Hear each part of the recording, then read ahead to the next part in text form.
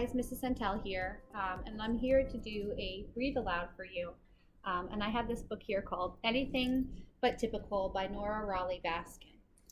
So I'm going to read maybe a chapter or two just to give you a sense of what this book is about. It's a book that we have available in our media center. I picked this book up because I actually have met Nora Raleigh Baskin. I've heard her speak. She is a very interesting person. So if you're interested in this book, you like what you hear when I read it to you, I encourage you to read a little bit about her story. This book is about a 12-year-old boy named Jason Blake who is autistic, living in a neurotypical world. Most days, it's just a matter of time before something goes wrong. But Jason finds a glimmer of understanding when he comes across Phoenix Bird, who posts stories to the same online site as he does. Jason can be himself when he writes, and he thinks that Phoenix Bird, her name is Rebecca, could be his first real friend. But as desperate as Jason is to meet her, he's terrified that if they do meet, Rebecca will only see his autism and not who Jason really is. By acclaimed writer Nora Raleigh Baskin, this is the breathtaking depiction of an autistic boy's struggle and a story for anyone who has ever worried about fitting in. I love the cover of that. It's such a cool image. It's such a cool way, I guess, to depict that this main character has autism.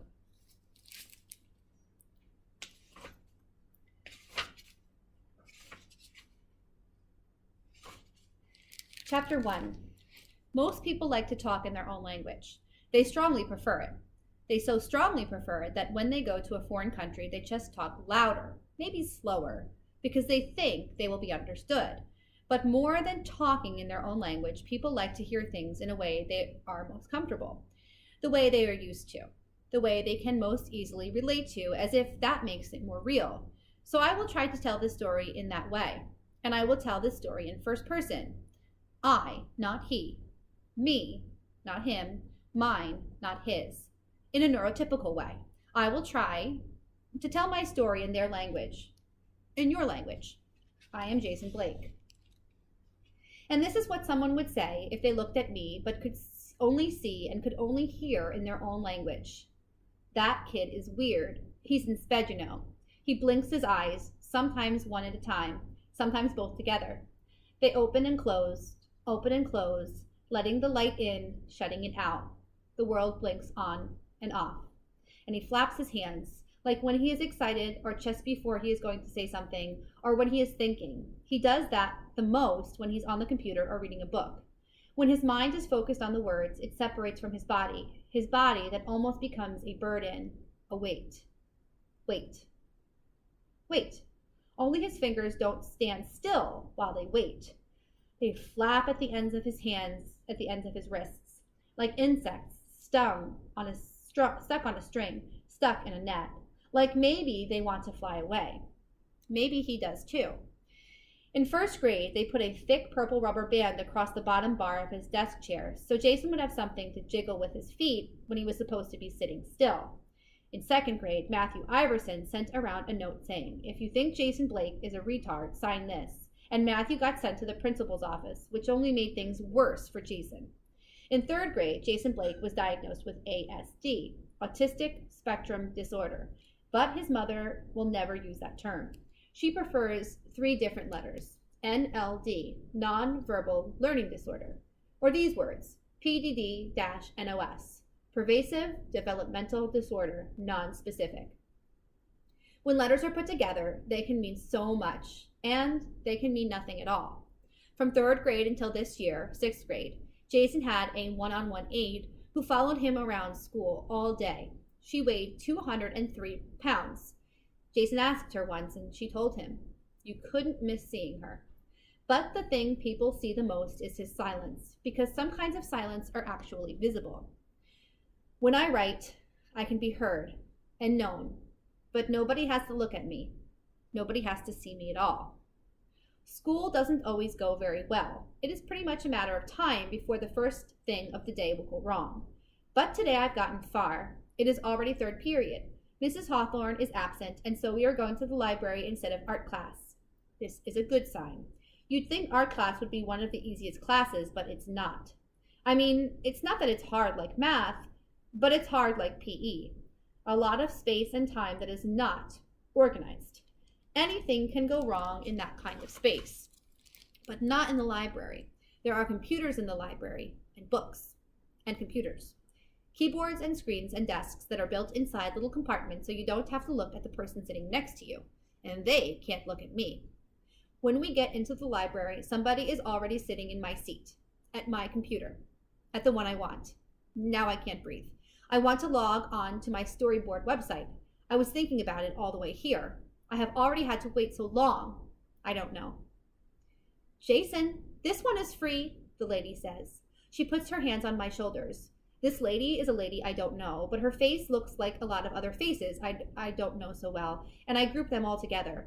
Her face is pinched, but her eyes are big, round like circles. Her hair doesn't move, like it's stuck in a ball. She belongs in the library or the front office or my dentist's office. But she is here now, so I will assume she is a librarian. I know from experience that she is trying to help me, but it doesn't feel like that. I can feel her weight on my shoulders like metal cutting my body right off my head. This is not a good thing. I also know she wants me to look at her. Neurotypicals like it when you look them in the eye. It is supposed to mean you are listening, as if the reverse were true, which is not. Just because you are not looking at someone does not mean you are not listening. I can listen better when I am not distracted by a person's face. What are their eyes saying? Is that a frown or a smile? Why are they wrinkling their forehead or lifting their cheeks like that? What does that mean? How can you listen to all those words when you have to think about all that stuff? But I know I will get in trouble if I don't look at the lady's eyes. I can force myself. I turn my head, but I will look at her sideways. I know the right words to use. Last year, Jane, my one-on-one, taught me to say, I am okay just as I am. I am okay just as I am. She told me I had to say something in this sort of situation. She said that people expect certain things. She said that people will misunderstand me if I don't say something. This is one of the many, many things I need to run through in my mind every time. Also, things my OT, my occupational therapist, has taught me. Look people in the eye when you are talking, even if this makes it harder for you to listen. Talk, even when you have nothing to say. That's what NTs do all the time. Try to ignore everything else around you, even when those things may be very important. If possible, put your head and your body back together and try very hard not to shake or flap or twitch or twirl, even if it makes you feel worse to do this. Don't blink. Don't click your teeth. These are the things people don't like. These are the things they hear but can't hear.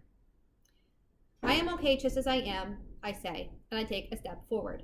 I want the librarian to take her hands off my shoulders. The weight of her hands is almost unbearable, like lead.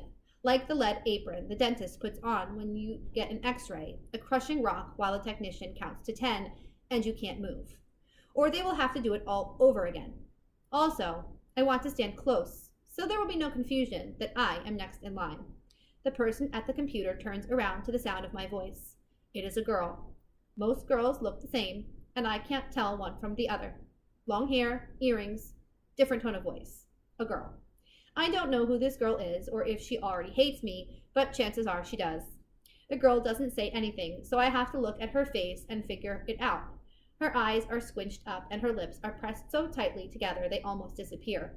I recognize that she is unhappy or even angry, but I don't know why. You are breathing on me, she says. You're so gross. Gross could mean big or refer to a measurement of weight, but in this case it doesn't. It means she doesn't like me. She is, in fact, repulsed by me, which is how most girls act. My mom tells me not to worry. My mom tells me I will find a girlfriend one day just like everybody else. I will find someone who sees how special I am. I know no girl will ever like me, no matter what I do, no matter how hard I try. But maybe I'm wrong. I hope so. I hope I am wrong and my mother is right, but usually I am right about these things. I was here first, Miss Leno, the girl says. Miss Leno is the librarian's name. Jason, here, Miss Leno is saying. Sit here. You can use this computer. But I can't use that computer. I don't want to. I can't. My breathing is too loud inside my ears. I stiffen my body, solidify my weight, so she can't move me with her hands. You'd be surprised at how quickly people will try to move you with their hands when they don't get what they want with their words. I wish Jane were here with me right now, and then this wouldn't happen. Words don't always work. Jason, hold still. There's no need to get upset. There are plenty of other computers. Miss Leno is trying to shift my weight off my feet, and she's trying to pretend she's not, as if she's just walking with me instead of pushing me, which is what she's doing. Jason, please. She doesn't mean please. There is no please in anything Miss Leno is asking. She is pulling me. I feel off balance, like I am going to fall. I need to shift my weight back and forth, rock to stabilize myself. I can feel my chance to use my computer getting further and further away from me. There isn't even enough time left in the period. I might not get to log in at all, even if this girl does get up. 100 little pieces threaten to come apart. Jason, please calm down. Calm down. Miss Leno's voice sounds like a Xerox machine. Sometimes there is nothing to hold me together. So that's the first chapter. If that sounds like something that is interesting to you, come on down to the Puma Den and you can check this book out. Thanks for watching.